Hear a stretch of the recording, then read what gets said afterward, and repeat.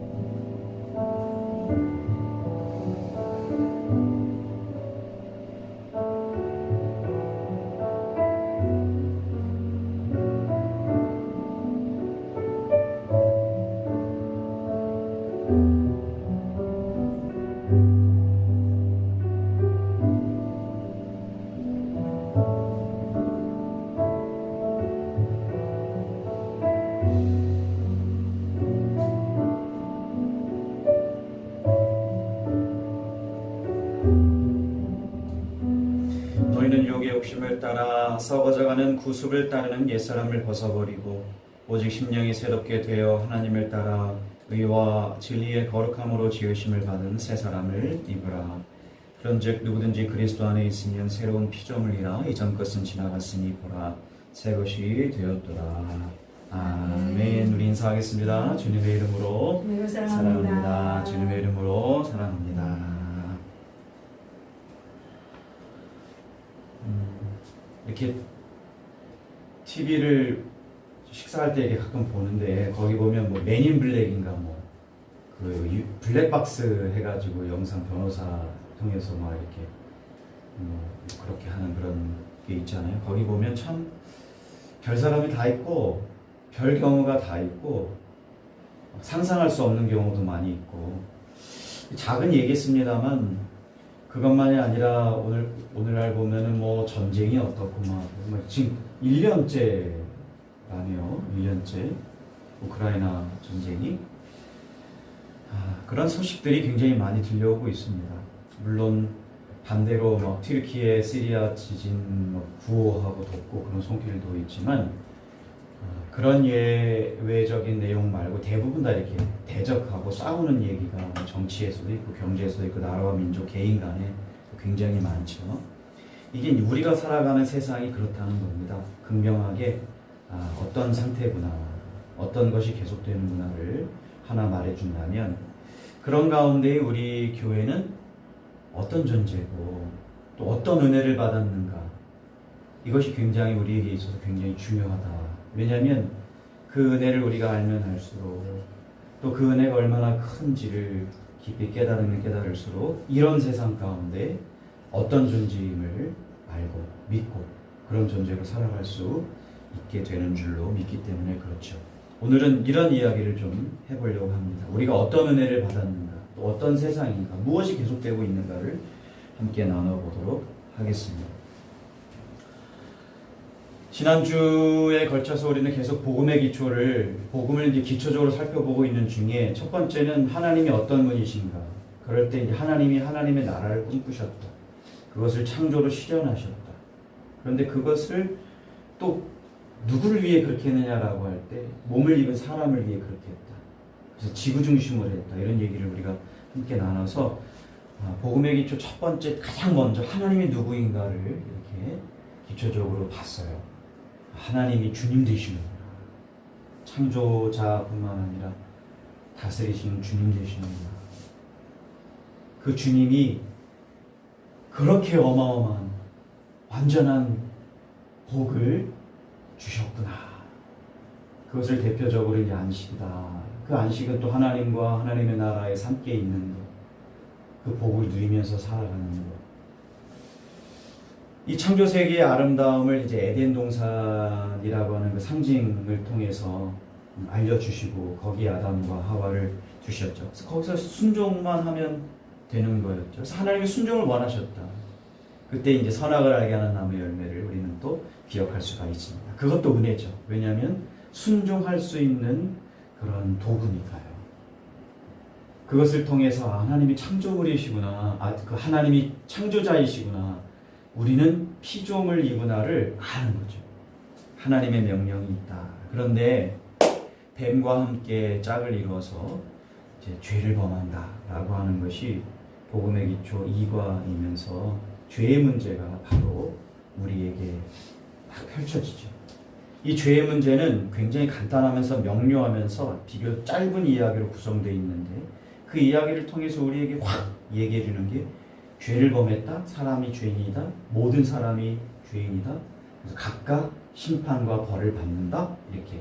그 죄의 문제는 개인의 문제. 그러나 모두 다 죄인이라는. 그래서 모두와 함께 개인. 그래서 벌에 대한 내용도 함께 살펴봤죠.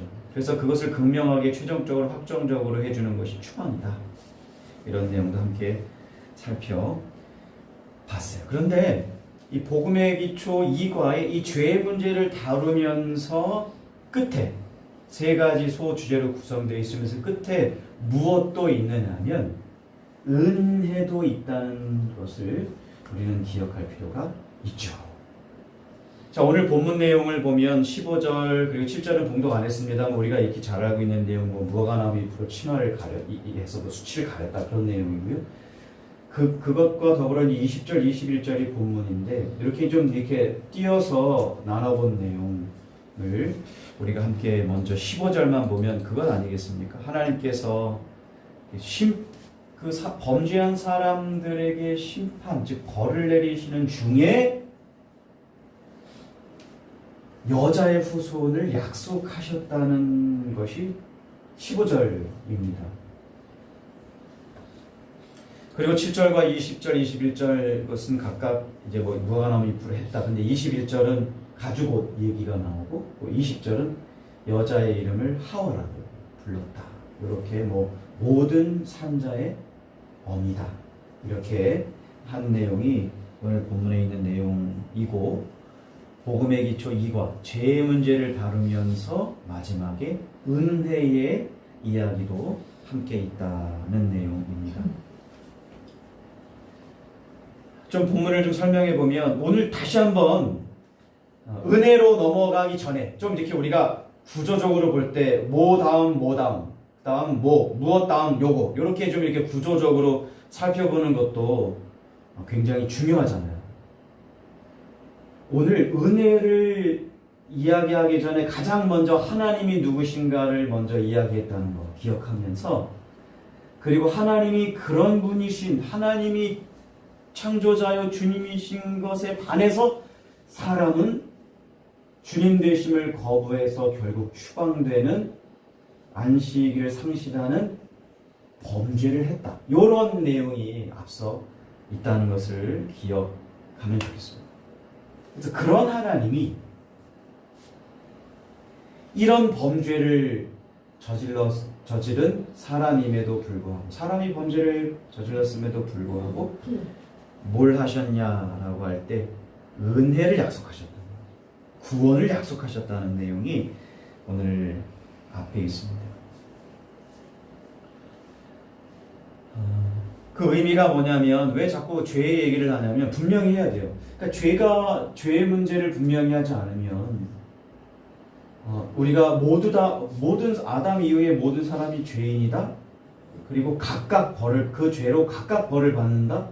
라고 하는 내용이 먼저 분명히 되지 않으면 확고히 되지 않으면 그 뒤에 나오는 은혜 얘기가 사실 어찌 말하면 필요가 없거나 아니면 상당히 약화시키겠죠. 그러니까 이런 큰 죄임에도 불구하고라고 하는 단어 앞에 이렇게 큰 죄를 범했다 라고 하는 것이 확고하면 확고할수록 분명하면 분명할수록 모두에게 적용되면 적용될수록 뒤에 있는 그 은혜 또한 너무 풍요롭고 너무 은혜로운 것이 되겠죠. 조금 더 설명해 보자면 어떤 벌을 받았습니까? 깨지고 상실된 것이 뭡니까? 하나님과의 관계가 깨지고 사람과의 관계가 깨지고 막 깨지고 그러지 않습니까? 하나님과 관계가 깨지니까 당연히 사람과 관계도 깨지죠. 이게 십계명의 원리 아니겠습니까? 하나님을 사랑하면 당연히 이웃을 사랑합니다. 이웃 사랑함을 보고 하나님 사랑하면 안다.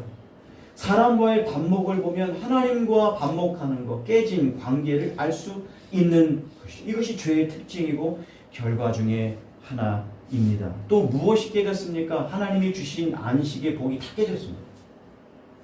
그렇잖아요. 뭐 대리통치의 만족을 누리면서 그죠? 또 풍요하면서 마음껏 임의대로 막 먹으면서 만족을 누리면서 또 뭐예요? 함께 돕는 배필로 함께 동역해서 사역을 감당하면서 사랑하면서 이렇게 하는 모든 것들이 다 깨졌다. 이것이 좀 구체적으로 살펴봤던 죄의 결과이지 않습니까? 자, 그런데요. 비로소 이런 단어가 나오는 겁니다. 그럼에도 불구하고 이런 상황인데도 이런 존재들임에도 우리가 여자의 후손을 약속해 주셨다는 건데 이제 육하 원칙을 좀 보면 하나님께서 뭐 형벌이 내려지는 가운데 그게 언제죠? 어디서? 이 창조 세계를 상징하는 아름다움을 상징하는 그 에덴 동산에서 그렇잖아요. 근데 무엇을 약속? 어떻게 여자의 후손이 뱀의 머리를 상하게 할 것, 뱀은 그의 발꿈치를 상하게 할 것. 이렇게 그리고 왜 사람이 범죄했기 때문에 지금 이런 일이 일어나는 것. 이렇게 여자의 후손을 육하 원칙으로도 설명할 수가 있는 것이죠. 15절을 통해서 우리가 결론을 맺을 수 있는 첫 번째 내용은 사람이 범죄했다는 것, 그럼에도 하나님이 구원을 약속하셨다는 겁니다. 두 번째 우리가 7절, 20절, 21절을 좀 설명해 보면 좀 짝을 이루는 것들이 있다. 여기에 대해서 좀 설명을 드릴게요. 그러니까 여자의 후손을 딱 기준으로 하고 이제 그것이 짝을 이룹니다. 15절과 20절이 좀 짝을 이뤄요. 여자의 후손인데 20절에 보면 그 여자의 이름이 하와다. 이렇게. 근데 하와는 모든 산자의 어미다. 이렇게 돼 있어요. 그리고 7절과 21절은 또 짝을 이룹니다. 보면 그 벗었음을 알고 두려웠다. 그래서 무화과 나무 잎으로 가렸다. 이런 내용들이 있고 뒤에 가죽옷 얘기가 나와요. 뭔가 가리는 어떤 도구를 통해서 가리는 이런 것들이 짝을 이룹니다. 근데 그 중심에 여자의 후손이 있다는 거예요. 근데 여자의 후손을 기초로 여자의 이름을 하와로 만들죠. 하와는 모든 산자의 어미인데 이게 모든이라고 하는 그리고 산자 즉 생명이 있는 자 그리고 어미 성경에서 어미는 대표 그렇죠? 머리 이런 뜻이죠. 어떤 의미인지 딱 이해가 가시죠. 그 다음에 여자의 후손을 기초로 이제 수치를 가리는 이야기가 나와요. 근데 21절을 좀 읽다 보면 봉독하면서 우리가 알겠지만 이런 단어가 나와요. 아담과 그의 아내를 위하여 이렇게 나와요. 가죽옷을 해 입히시는데 아담과 하와를 위하여. 창세기 1장은 아담 이야기로 하면서 2장은 아담과 하와로 구분하면서 또 3장도 아담과 하와로 구분해요. 이게 지금 어떤 상태냐면 원래 하나였는데 지금 각각 이런 의미이기도 하면서 원래 그들이 하나님 나라에서 안식을 마음껏 풍요롭게 함께 살아가면서 사명을 감당하면서 대의통치하면서 그렇게 누렸는데 지금은 아니라는 얘기가 딱 나와요. 그러한 상태에 있는 아담과 하와를 위하여. 근데 가죽은 얘기가 나오죠. 제가 그 학생 담당일 때 이런 설교를 이 본문을 하면서 혹은 이게 확장하면서 이 본문을 가지고 와서 설명할 때 뭐 가죽옷 얘기할 때 뭐 평생 뭐 닳지 않겠네요. 평생 입어도 좋겠네요. 뭐 이런 얘기로 제가 좀 유머스럽게 했는데 거기에 핵심이 있지 않아요. 뭐의 핵심이 있냐면 우리가 너무도 잘 알고 있듯이 짐승 혹은 동물의 가죽이잖아요. 그러면 죽이거나 죽은 것을 그 이후에 얻을 수 있는 게 가죽이에요. 또 하나는 피를 마구 철철 흘려야 얻을 수 있는 것이 가죽입니다. 구약의 예를 가져올 때 뭐 소나 양, 염소 한번 생각해 보시죠. 그 짐승을 잡을 때 피가 얼마나 많이 납니까? 그리고 죽어야 비로소 혹은 죽는 과정에서 얻을 수 있는 것이 가죽옷이다.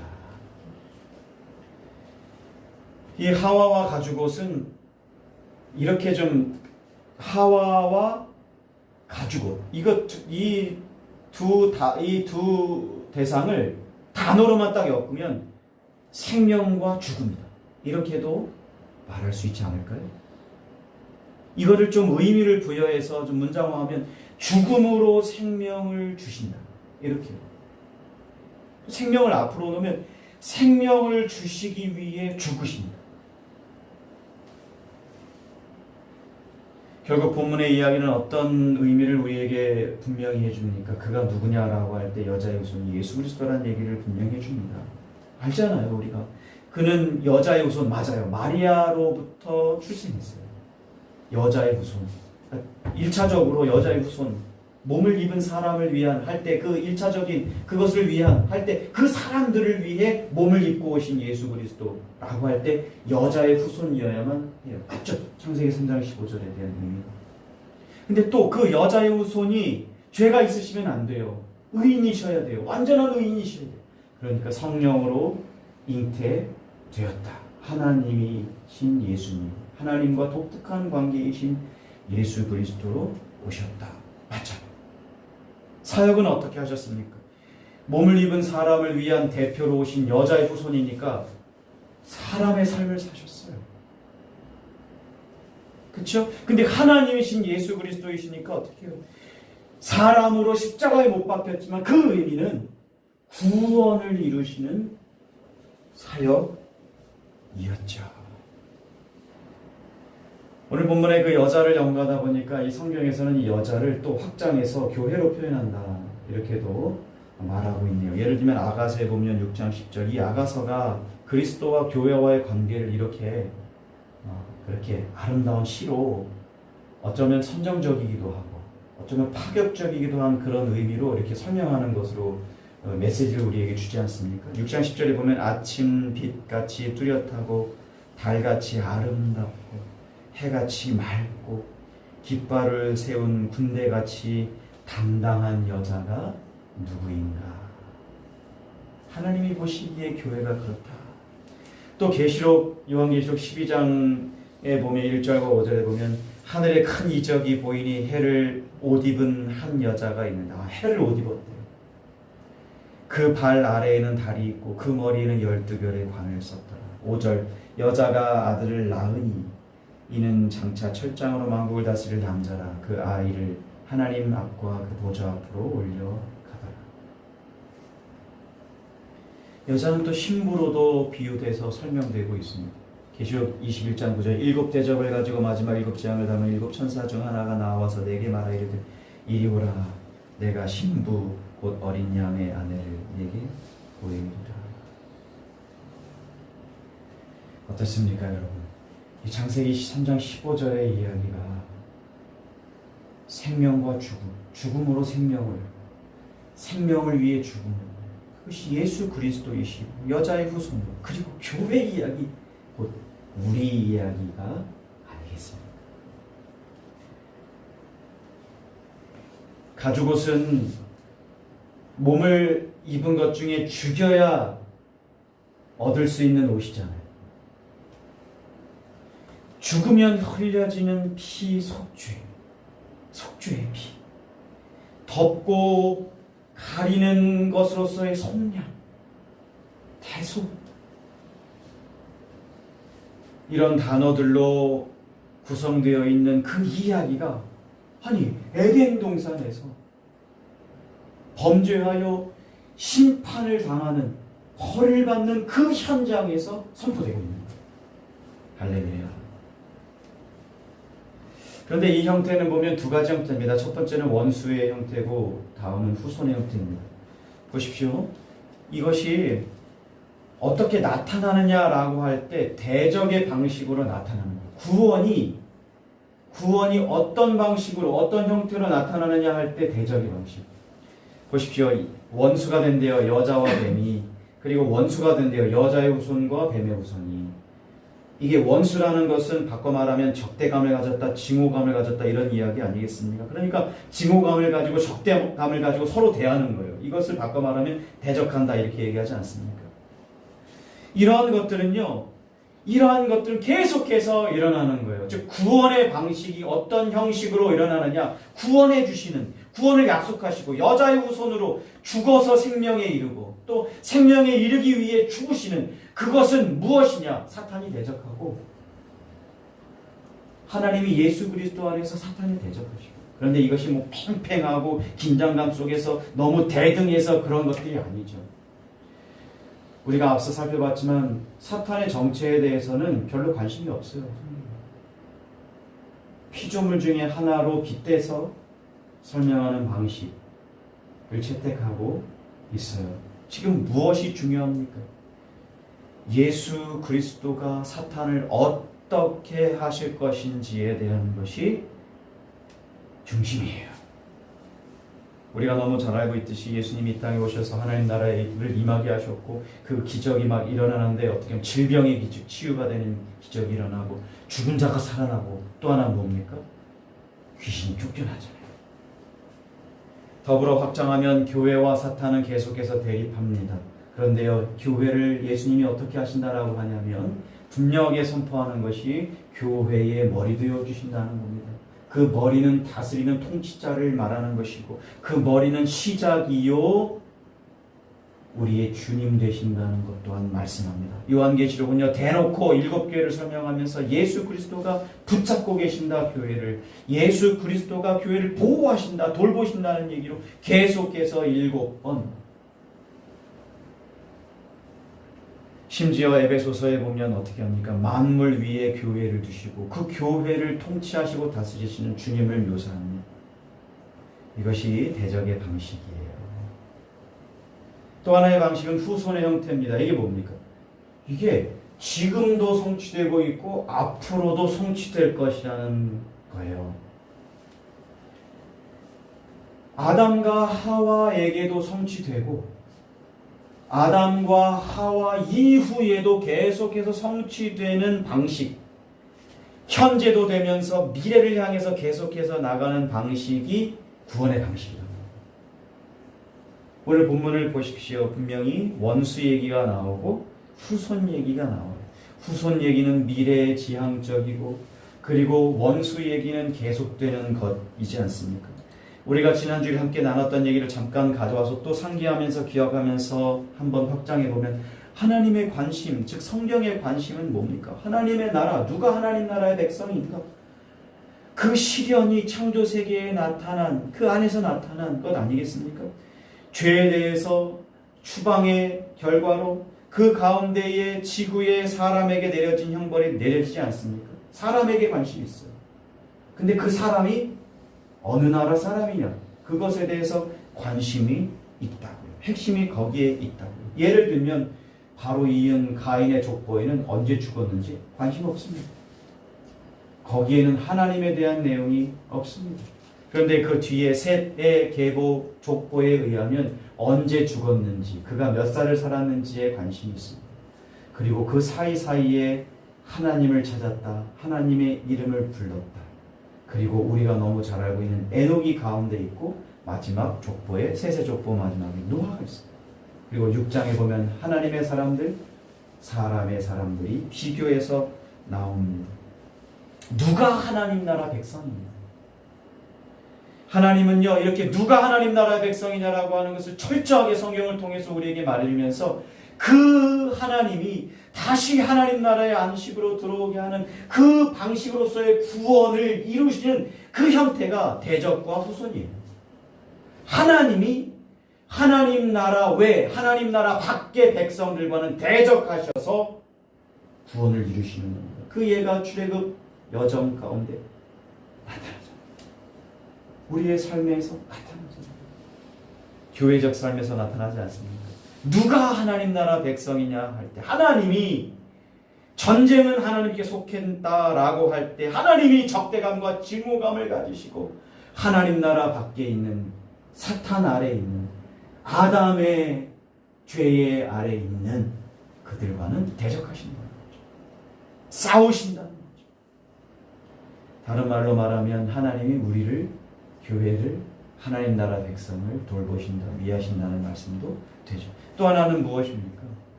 후손이에요.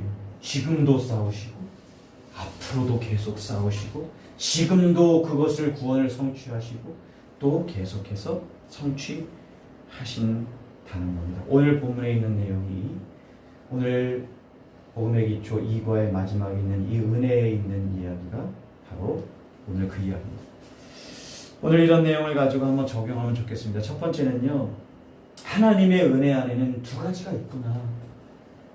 먼저 죄와 죄에 대한 형벌이 하나가 있다면 또 하나, 그럼에도 불구하고 구원하시는구나. 이 두 가지가 같이 있음을 우리는 알고 믿기를 간절히 바랍니다. 어제 제 정말 친한 친구의 아버님이 돌아가셨어요. 금요일날. 그래서 어제 저녁에 이제 금요일 연락을 받아가지고 이제 어제 친구들이 모인다고 하는데 또 그 친구는 또 캐나다에 있어요. 그래서 이제 비행편이 안 돼서 못 온다 그래서 굉장히 연로하신 아버님이 장례식에 참여했어요. 같이 갔죠.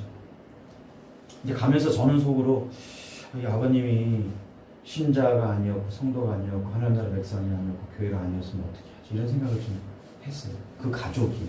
왜냐면 오랫동안 이제 잘 몰랐으니까. 근데 갔더니 다행히 이렇게 케이스맥 십자가에 그 성도 누구 뭐 이렇게 써 있고 성경책도 펴 있고 대화하는 거 보니까 뭐 교회장 얘기도 하고 또 우리 목사님이 둘째 누님이 그래서 우리 목사님이 뭐 우리 얘기를 하고 목사냐고 그래서 좀 이렇게 어쩐지 거룩해 보인다는 얘기도 좀 해주시고 뭐. 근데 거기서 제가 뭐 다 아는 얘기 한번 또 말씀을 드리겠지만 제가 느낀 게 아버님은 거기 없는 거예요. 아버님은 더 이상 없는 거예요. 정말 연로해서 그전에는 좀 살이 좀 있으시고 그랬던 어머님이 살이 빠지시고 어머니 있는 거예요. 및 유가족과 지인들이 있는 거죠. 아버님은 사진으로만 기억 속에만 있어요. 그러면서 이런 생각이 드는 거야. 죽었구나. 죽은 게 확실하구나.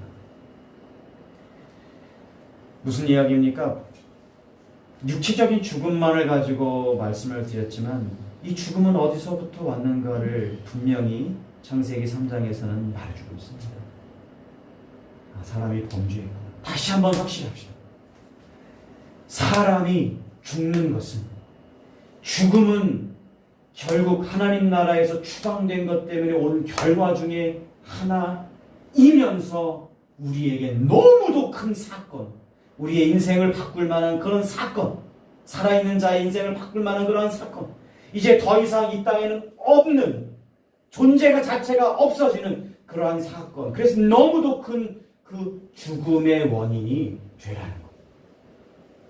죄라는 것. 복음의 기초의 그 책에 안에 있는 내용을 제가 읽어드리겠습니다. 사람의 범죄는 복되고 의로운 하나님 나라를 만드시려는 하나님의 뜻에 정면으로 도전하는 것입니다. 하나님 나라를 무너뜨리고 싶어하는 사탄의 계략이기도 합니다. 결과는 곧 복된 삶을 누리지 못하는 것이고 죽는 것입니다. 누리지 못하고 고생하는 겁니다. 수고해야 먹을 수 있는 것입니다. 죽기까지 살지 못하고 죽는 것인데 바로 그것은 육체적인 죽음이요 영혼의 죽음이요 더불어 영원한 죽음이기도 합니다. 우리는 이 죽음의 문제, 그 원인인 죄의 문제를 분명히 직시하고 알고 있고 심각하게 여겨야 합니다. 그런데 이것이 은혜라고 하는 것 안에 한편에 들어 있습니다. 또 하나 은혜 안에 무엇이 있습니까? 그럼에도 불구하고 구원하신 것 또한 분명히 알고 느끼길 바랍니다. 장례식 예를 들었지만 그분이 진짜 제가 우려하면서 갔다 왔잖아요. 교회 성도 신자 하나님 나라 백성 그죠? 아니었습니다. 근데 있으니까 너무 반가웠어요. 만약에 그분이 진정한 참된 신자요 성도요 하나님 나라 백성의 교회였다면 그분에게는요 그 아버님에게는 죽음이 끝이 아닐 겁니다. 절대 죽음이 끝이 아닙니다. 그는요 참된 신자였다면 그 아버님이 참된 신자였다면 구원받은 자로 이 땅에서 살다가 구원받은 자로 예수 그리스도와 함께 하나님 나라에서 안식을 누리며 회복된 안식, 더 풍요로운 안식 가운데 사실 겁니다. 범죄한 사람의 끝은 죽음. 그러나 범죄했지만 용서받은 죄인, 즉 십자가 예수 그리스도를 믿는 자라면 죽음이 끝이 아닙니다. 영원히 살아서 그리고 몸으로 부활해서 예수 그리스도가 이 땅에 오실 그때에 몸으로 부활해서 어떻게 합니까?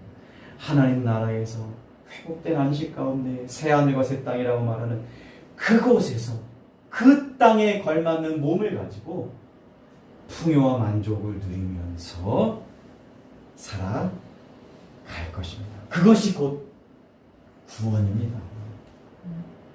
구원의 시작이요. 우리 신자의 일상이 구원을 받은 자의 일상이요. 구원의 끝, 그 개인의 끝, 공동체의 끝, 예수 그리스도의 재림 때 이루어질 것입니다. 역시 복음의 기초 2과 안에 있는 내용을 여러분께 그대로 읽어드리겠습니다. 하나님께서는 범죄한 사람에 대해서 어떻게 반응하십니까? 결코 창조하신 세상을 포기하거나 사람을 버리시지 않으십니다. 오히려 범죄한 그 사람, 그 죄인에 대해서 심판이 쏟아지는 저주가 선포되는 그 자리에서도, 그 자리에서마저도 구원의 소망을 주십니다. 할렐루야. 전능하신 하나님은 여자의 후손, 즉 그의 아들 예수 그리스도를 보내셔서 사탄의 세력을 짓밟을 것입니다. 그리고 반주 성경 로마서 16장 20절을 거기다 괄호로 넣어놨습니다. 제가 읽어드릴게요. 평강의 하나님께서 속히 사탄을 너희 발 아래에서 상하게 하시다. 우리 주 예수의 은혜가 너희에게 있을지어다. 계속해서 읽습니다. 구원의 하나님, 긍휼의 하나님은 죄로 인해 저주를 받고 영원히 죽을 수밖에 없는 사람들에게 은혜를 베푸셔서 영원하고도 복된 생명을 얻을 수 있는 기회를 주실 것입니다. 이어서 읽습니다. 어떻게 이런 일이 일어날 수 있습니까? 어떻게 사람의 죄가 어떻게 사람의 죄가 사람에게 그리고 죄로 인한 그 더러움과 수치 이런 모든 것들을 다 가려질 수 있겠습니까? 지금 가죽은 얘기하는 거죠. 여자의 후손이 가려질 거죠. 이것은 사람이 결코 할 수 없는 일입니다. 사람이 힘으로는 절대로 이루어질 수 없는 일입니다. 아무리 자신의 죄와 수치를 해결해 보려고 해도 안 되는 일입니다. 없어지지 않습니다. 가려지지 않습니다. 이런 노력들은 곧 시들어버릴 무화과 나무 잎처럼 말라져 버릴, 비틀어져 버릴 그 무화과 나무 잎과 같습니다. 헛되고 무의미하고 죽은 자가 아무것도 할 수 없는 그냥 죽은 자의 행동 혹은 죽으려고 하는 오히려 그런 행동이 무화과 나무 잎처럼 말라져 버린 스스로 죄의 문제를 해결하려고 하는 것일 뿐입니다. 구원의 소망은 사람에게서부터가 아닙니다. 그런 노력들은 결국 죽게 하는 것뿐입니다. 우리 잠깐 예배 전에 말씀하셨죠. 믿음도 선물이 맞다는 말씀. 그것과 더불어 앞에 믿음은 율법의 행위와 반대다. 우리가 스스로 뭔가 해서 하나님의 의에 도달하려고 하면 죄의 문제를 어떻게 해보려고 하면 맞잖아요. 그렇기 때문에 하나님은 가죽옷을 지어 입히셨습니다. 누군가 희생해야만 생명을 얻을 수 있고 누군가 희생해야만 죄가 가려질 수 있습니다. 가려질 수 있다 라고 우리에게 말해줍니다. 하나님께서는 하나님의 아들인 예수님이 이 땅에 오게 하셔서 우리를 대신하여 십자가에서 죽으심으로 가능하게 하셨습니다. 그분이 우리를 대신하여 우리의 죄를 사해 주십니다. 그분이 우리의 가죽 옷이 되어 주십니다. 그래서 복음의 기초 이거의 마지막으로 십자가의 은혜가 이미 그 오래전 그 타락에 그래서 죄의 형벌이 선포되는 그 범죄 현장에 에덴 동산에서 이미 준비되고 있었던 것입니다. 사실 이 복음의 기초 이거 제가 책 안 읽은 거 아니에요.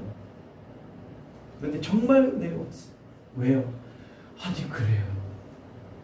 이미 그럼에도 불구하고 우리가 자꾸 쓰는 말이 그럼에도 불구하고 뭐 가볍게 적용하기도 하고 이렇게 거대 담론 가운데 구속사를 얘기하면서 적용하기도 하지만 그럼에도 불구하고 아니 범죄에서 이런 그것이 확실한데 우리가 너무도 잘 아는데 하루를 살아도 내가 그런 상태인 걸 너무 잘 아는데 그럼에도 불구하고 무엇도 있구나. 구원도 있구나. 이것이 범죄 현장 벌이 내려지는 그 현장에서도 선포되고 있구나.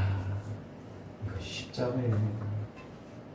여러분 얼마나 큰 은혜를 우리가 가지고 있습니까? 이것이야말로 복음 아닙니까? 이것을 알고 믿고 얼마나 큰지 우리가 얼마나 큰 은혜를 누리고 있는지를 아는 자들이 바로 교회 성도 곧 우리인 줄로 믿습니다. 두 번째 적용하면서 좀 더 은혜로운 얘기를 구체적으로 적용해 볼게요. 예수 그리스도께서 이 땅에 오심으로 이 약속은 다 성취됐습니다. 다시 한번 분명하게 함께 나누죠. 예수 그리스도 때문에 다 성취됐습니다.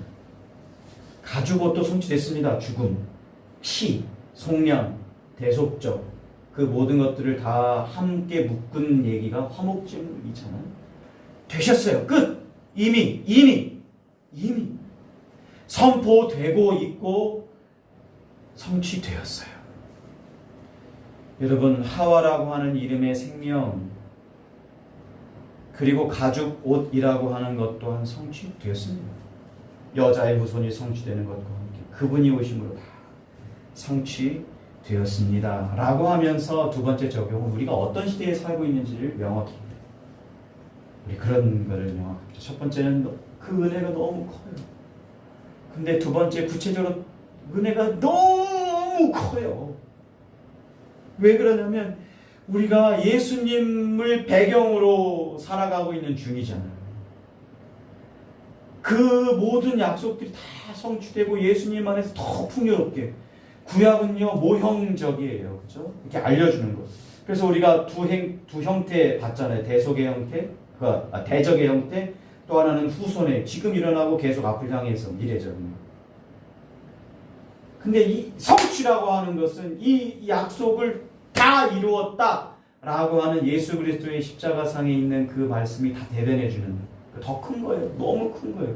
아니 그전에는요 하나님이 이 땅에 오시는 임마누엘 예수라고 하는 구원자 되시고 자기 백성 삼으시는 그 이름이시잖아요. 그것이 된 일이 없어요. 그런데 예수님 시대를 배경으로 우리가 살아간다고요. 얼마나 큰 은혜입니까?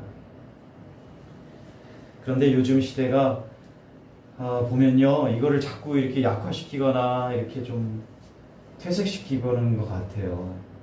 죄의 결과 과정을 보면은 하와도 이렇게 더하거나 빼거나 그다음에 약화시키잖아요. 그걸 가지고 사탄이 확 주님 되심을 이렇게 거부하게 하고 이렇게 유혹하게 하고 적극적으로 사람이 죄를 범하고 하는 그런 것들이 너무 팽배해요. 너무 팽배해요. 그러다 보니까 우리가 두 가지를 명확하게 해야 되는데 자꾸 한 가지만 하나님의 사랑만 막 강조한다든지 죄를 아무것도 아닌 것처럼 누구나 다 지을 수 있는 것처럼 그냥 포기해버리는 자처럼 나 죄인이야 어쩔 수 없어 이렇게 하는 것처럼 여기에 해서 믿음과 행함을 막 분리하고 혹은 막 섞어버려가지고 행함을 앞으로 가져와서 행해야 뭐 믿는 것처럼 다시 율법주의를 가지고 그리고 내가 믿어서 구원받았지라고 하는 그러한 말들을 하게 하는 뭐 이게 구원파에서 하는 말 아니겠습니까? 그런 얘기를 가져와서 선물, 믿음은 선물인 것들을 약화시키고 막 이런 시대에 살고 있어요. 더불어 어떤 시대입니까? 우리가 앞에 서론에 살펴봤지만 아직도 대적이 계속되고 있는 시대예요. 와, 앞서 잠깐 설명드렸지만 뭐 정치 보면 나라 간에 봐도 뭐 싸우고 뭐 아까 말씀 블랙박스 영상 보면 어이 막 하더니 막 내려가지고 막 창문에 뭐 주먹질하고 모바일 그 핸드폰으로 찍고 있는 거 막 던져버리고 막 와 너무 많아요. 아 물론 다 그런 건 아니에요. 제가 어제 그제 봤는데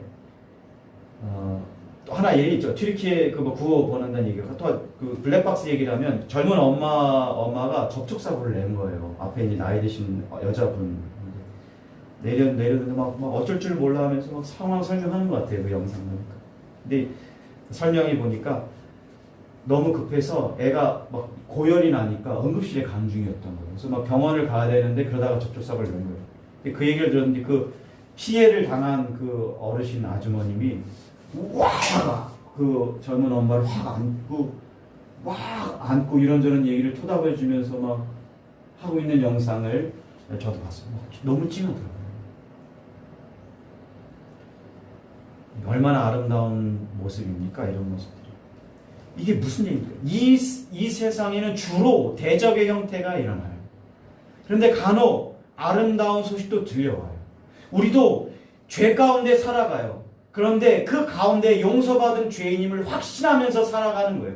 이 세상이 대적이고 막 이렇게 막 서로 싸우는 중에도 아름다운 소식이 있는 것처럼 우리는요 이런 세상 가운데에 교회로 살아가고 있음을 알아요. 우리가 합시다. 그런데 우리 배경에는 예수가 계시다는 거예요. 예수님이 성취하신 것은 계시다는 거예요. 사탄이 지금 비록 활동하고 있지만 이미 제압당한 거예요. 공경용 죄와 우리에게는 죄와 이길 힘이 있는 거예요. 죄와 싸우고 싶은 마음이 있는 거예요. 죄와 싸우는데 피 흘리기까지 하려고 막 애를 쓰는 거예요. 그것이 아니면 늘 하나님 앞에 부끄러운 마음 그런 마음까지 있는 거예요. 그런데 홀로 있지 않는 거예요. 교회로 함께 있어요. 그래서 막 서로 돕고 서로 응원하고 서로 가르치고 나 알아 너 몰라 그러니까 안 돼서 들어 이런 방식이 아니라 나도 죄인이고 당신도 죄인이고 그래서 그 죄 앞에서 두려워서 벌벌 떨고 왜냐하면 분명히 은혜 안에 두 가지가 들었잖아요. 죄도 들었고 그럼에도 불구하고 거기에 머물러 있지 않아요. 그럼에도 불구하고 예수 그리스도의 은혜가 얼마나 커. 우리는 교회 시대를 살면서 예수 그리스도의 시대를 다 지나온 이미 그 은혜가 우리에게 있는 그것을 서로 막 응원하면서 교회로 살아가는 거죠. 여러분 성취와 완성은 또 차이가 있죠.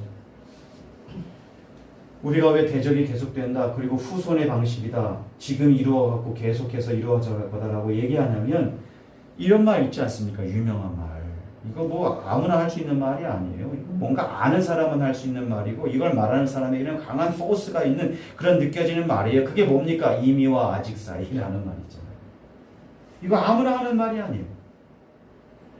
확신에 찬 자가 부활 소망을 가진 자만 할 수 있는 그 의미가 뭔지를 확실히 아는 자만 할 수 있는 그 유명한 말 이미와 아직 사이에 우리가 있잖아요. 이미 예수 그리스도께서 주신 그 성취의 은혜를 가지고 그러나 완성을 향해 나아가고 있는 우리죠. 그래서 우리는 이렇게 얘기하지 않습니까? 나 하나님 나라 백성이에요. 천국 백성. 지금 교회를 통해서 그거 누리면서 살아요. 나는 몇 가지 은사만 밖에 없죠. 한 가지 혹은 두 가지인데 그것을 열심히 섬기면 다른 사람들의 한 가지 두 가지가 막 모아져가지고 나에게 부족한 것까지 다 채워지는, 그래서 은사로 섬겨서 한 몸으로 한 가족으로 섬겨서 교회가 풍요롭게 돼서 하나님 나라의 안식을 경험하는, 왜냐하면 하나님 나라의 유일한 현시가 교회니까 그 교회를 통해서 누리게 하는 하나님 나라 백성, 천국 백성, 육체적인 질병이 있지만 비록 그렇지만 부활 소망을 하면서 그 질병에 대해서 죽음을 두려워하지 않아요. 우리가 육체적인 죽음이 있지만 영원히 살고 심지어 예수 그리스도께서 재림하시면 몸으로 부활할 것까지도 믿고 더불어 영원한 생명을 가지는 그 하와라고 하는 이름, 그 여자의 후손을 통해서 성취된 것이 내 것이 되고 우리의 것이 되는 것을 확신하는 자. 그래서 이 땅에서도 모범 시민으로 살아갑니다. 세상에는요, 뭐 한탕주의 이런 거 많아요. 죽으면 끝인데 뭐 이거 썩어질 어쩌고 막 섹스하고 막 도둑질하고 사기치고 얼마나 많습니까? 그런데 뭐 거룩한 거 얘기 말로는 믿는다고 하는데 행함이 없는 믿는 자들, 그래서 죽은 믿음이다, 야고보서의 지적인 그런 자들도 얼마나 많아요. 근데 우리는요, 참된 성도, 참된 신자, 성경적 교회를 꿈꾸는 자들은요, 그것에는 강하게 대항하고 싸우고, 홀로 싸우지 아니하고 함께 한 몸으로 싸우고, 그런 주장들은 배격하고 경계하고, 그런 사상들은 거기서 벗어나고, 더하거나 빼거나 약화시키는 말과 주장들을 배척합니다. 우리 함께 서로 피차 은혜 안에 있는 이 두 가지 죄, 그럼에도 불구하고 구원을, 그리고 예수 그리스도로 성취된 이 은혜를 많이 말합시다. 마지막 적용인데요, 우리 교회에 대해서 함께 그런 거 많이 하면 좋겠어요. 말할 때 범죄하여 형벌이 내려지는 그 순간에도 말이야, 하나님께서 막 이렇게 막 신나서, 근데 예수 그리스도를 통해서 우리에게 그 모든 것들을 다 주시고 지금 그 이미 이루어진 것을 가지고 교회로 지금 살아가는 거 아니겠어? 우리가 멋진 말이 있잖아. 이미 아직 사이에서 우리가 하나님 나라 백성으로 이 땅에 모범심으로 살아가는 중이잖아, 막 이런 이야기들 신나서 서로 하면 좋겠어요. 그리고 그 은혜를 깊이 아는데도 열심히 했으면 좋겠어요. 설교를 깊이 묵상하고 생활 속에서 생각하고, 또 내가 어떤 존재인지 자꾸 여기고, 성경에 있잖아요, 여기라. 아침에 일어나도 그 은혜를 묵상하고 기뻐하고, 주기도문에 가지고 기도하고, 하늘에 계신 우리 아버지요로 시작해서 그 은혜를 달라고 기도하고 있죠, 이미 당연히. 그런데 또 간구하고, 왜요? 이미와 아직 사이에서 보호하시고 돌보심을 또 간구하는 거지 않습니까? 이런 깊은 은혜를 알고 또 나누면 이 복음이 어떻게 되겠습니까? 더 풍요로워지고 더 아름다워지고, 비록 이 세상이 이렇게 대적하고 싸우지만 우리는 그리스도 예수 안에서 이루어진 이 은혜를 가지고 함께 나누는 자이지 않습니까? 오늘 말씀을 마치면서 이러한 자로 살아가고요, 이 복음을 다시 깊이 알고요, 은혜를 누리면서 살아가는 저와 여러분 되시기를 주님의 이름으로 축원합니다. 우리 기도하시겠습니다. 하나님